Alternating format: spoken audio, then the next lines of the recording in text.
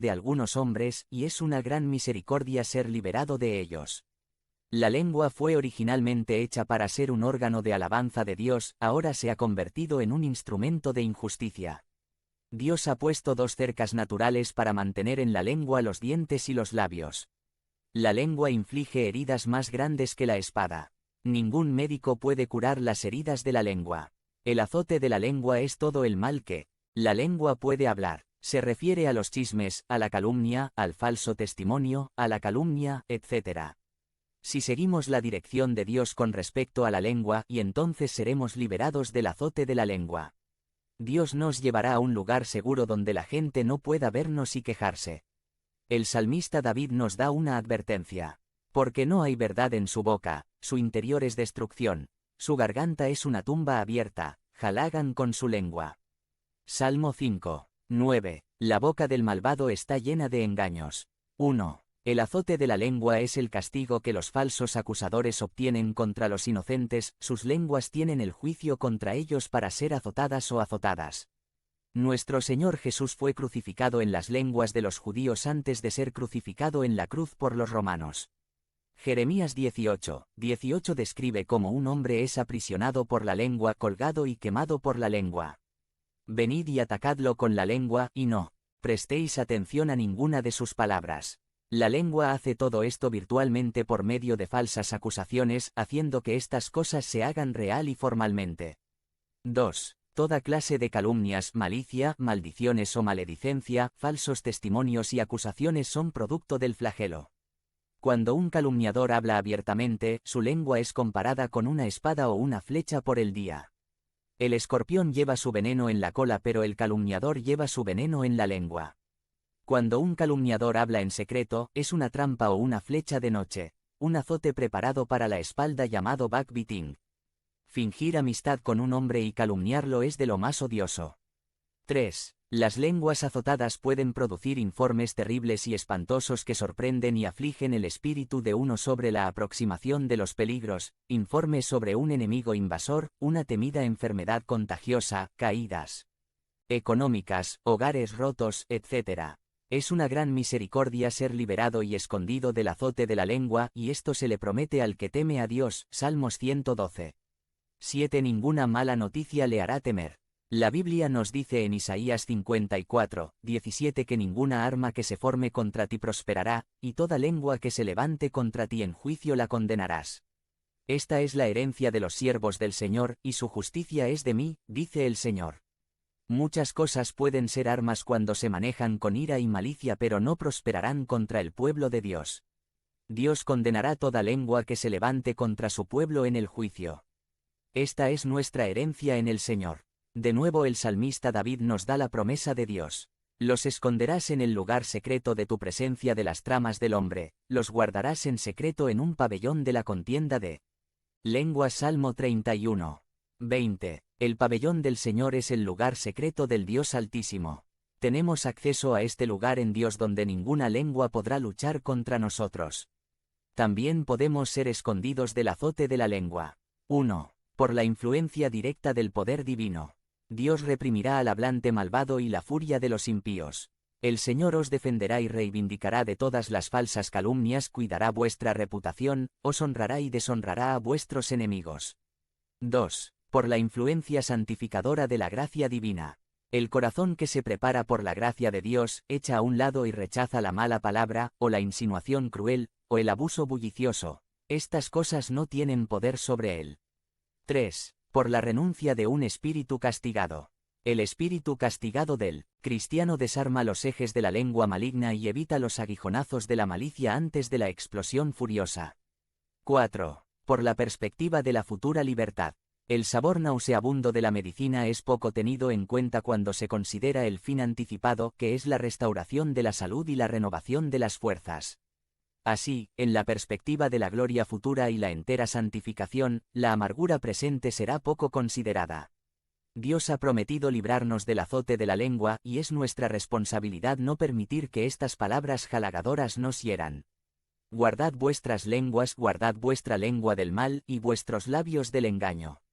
Salmo 34. 13. La muerte y la vida están en poder de la lengua, y los que la aman comerán su fruto. Proverbios 18. 21. La lengua de una persona puede hablar de la vida o puede hablar de la muerte. Pero se nos informa que comeremos del fruto que produce nuestra lengua. Bendeciré al Señor en todo tiempo, su alabanza estará continuamente en mi boca.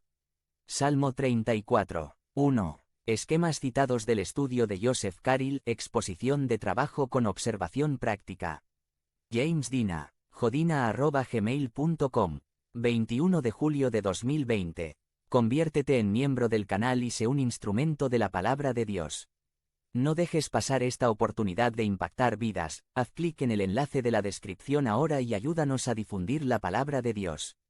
Amargura, by James Dina, Sumari. La amargura es como beber veneno para ratas y esperar que la rata muera. John Ortberg Jr. Contribuye a la enfermedad física y no nos permite experimentar la paz que Dios quiere para nosotros. Vive en paz con todos. Romanos 12, 18. Amargura. Que toda la amargura, la ira, el enojo, el clamor y la calumnia se alejen de vosotros, junto con toda la malicia.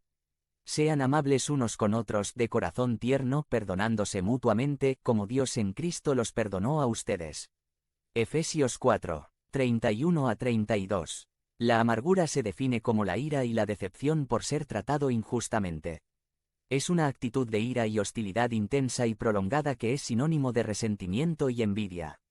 A menudo, también implica sentimientos de resentimiento y un deseo de venganza. Es el resultado de no perdonar a alguien, lo que hace que el dolor y la ira crezcan hasta que el dolor y el resentimiento hieran la visión de la vida de la persona. Ocurre cuando sentimos que alguien nos ha quitado algo que no podemos recuperar. Nos aferramos al dolor en un intento de recordarnos a nosotros mismos y a otros la injusticia que hemos experimentado con la esperanza de que alguien nos salve y nos devuelva lo que hemos perdido. Desafortunadamente, la amargura solo hace que nuestro sentido de la injusticia crezca. No hace nada para curar la herida causada por la injusticia. De hecho, causa que la herida se infecte con la ira. La amargura tiene el poder de destruirnos desde dentro y puede impactar negativamente a los que nos rodean de muchas maneras. La amargura es como beber veneno para ratas y esperar a que la rata muera. John Ortberg Jr. Eventualmente, la amargura nos matará ya sea físicamente porque puede contribuir a la enfermedad física, o espiritualmente al no permitirnos experimentar la paz que Dios quiere para nosotros. Cuanto más nos aferremos a las heridas del pasado, más nos emborracharemos con nuestro dolor y la experiencia puede robarnos la alegría que podemos encontrar en cualquier cosa. La amargura te afectará física, emocional y espiritualmente porque el fruto de la amargura es un ácido que destruye su recipiente. La amargura empieza siendo pequeña. Una ofensa se abre paso hasta nuestros corazones. Lo repetimos en nuestras mentes creando surcos profundos que serán difíciles de reconstruir. Contamos nuestras heridas a cualquier oyente disponible, incluyendo cada sórdido detalle. Conseguimos apoyo, lo que nos empuja más allá de nuestro resentimiento. Escuchamos el nombre de la persona ofensora y nos avergonzamos. Desciframos la ofensa como intencionada y nuestro ofensor como lleno de rencor. Buscamos otras razones, reales o imaginarias, para que no nos guste nuestro villano. Con cada nueva información, formamos otra capa de amargura. Nos engañamos pensando que nadie lo sabrá, pero la ira y el resentimiento tienen una forma de filtrarse en todo. Referencia: https www.christianitytoday.com. Una de las historias de amargura más conocidas de la Biblia es el cuento de Caín y Abel. Génesis 4.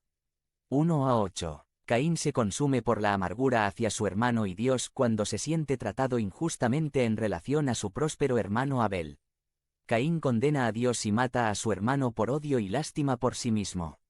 La amargura es lo opuesto a la forma de pensar de Dios y puede alejarnos de Dios. Stephen M. Koenig. Hebreos 12:15 dice: Mirad que nadie deje de alcanzar la gracia de Dios, que no brote ninguna raíz de amargura que cause molestias, y por ella muchos se contaminen. Es un pecado que puede persistir en nuestras vidas y separarnos de Dios, que elimina la santidad y la paz mental de nuestras vidas. Romanos 12:19 nos ordena que no busquemos venganza, sino que dejemos que Dios se vengue. Si es posible, en la medida en que dependa de ti, vive en paz con todos. Romanos 12, 18. Entonces, ¿cómo podemos hacer eso? ¿Cómo podemos evitar que la amargura entre en nuestros corazones? ¿Cómo podemos lidiar con nuestros sentimientos en vez de dejar que se conviertan en amargura? ¿Cómo sabemos que tenemos amargura en nuestros corazones? Abajo hay 7 señales de que tienes amargura en tu corazón. 1. Sientes ira cada vez que escuchas el nombre de una persona en particular. Probablemente todos hemos experimentado que nuestros músculos se tensan y los dientes se aprietan cuando escuchamos el nombre de ciertas personas. Aunque eso se espera cuando hemos sido heridos de manera sustancial, es una señal de que no hemos perdonado completamente a la persona. 2. Se repite una conversación o experiencia una y otra vez en la mente. Ya sea una conversación o una experiencia, haces que algo que está en el pasado venga al presente cada vez que lo repites en tu mente. Jesús vino a redimir nuestro pasado, incluso las partes que no son resultado de nuestro pecado. Sin embargo, cuando los revivimos, no le permitimos hacerlo. Debemos hacer lo que el apóstol Pablo nos dice en Filipenses 3. 13, olvidando lo que queda atrás y esforzándose por lo que está adelante. 3. Eres feliz cuando alguien más falla. Celebrar la desgracia de otras personas es malicia y es pecaminoso. La malicia muestra que estamos albergando amargura en nuestros corazones. 4. Tienes conversaciones imaginarias en tu mente con alguien. Todos estamos familiarizados con la interminable charla o clamor que tiene lugar en nuestras mentes cuando estamos amargados con alguien. Ensayamos lo que queremos decirle o lo que desearíamos haberle dicho. Cuando se tienen conversaciones imaginarias que no cesan, es una señal de que se está amargado. 5. Sientes la necesidad de calumniar a alguien ante otras personas, haciendo una declaración falsa y dañina para la reputación de una persona. 6. Puedes ir rápidamente a tus amigos y contarles situaciones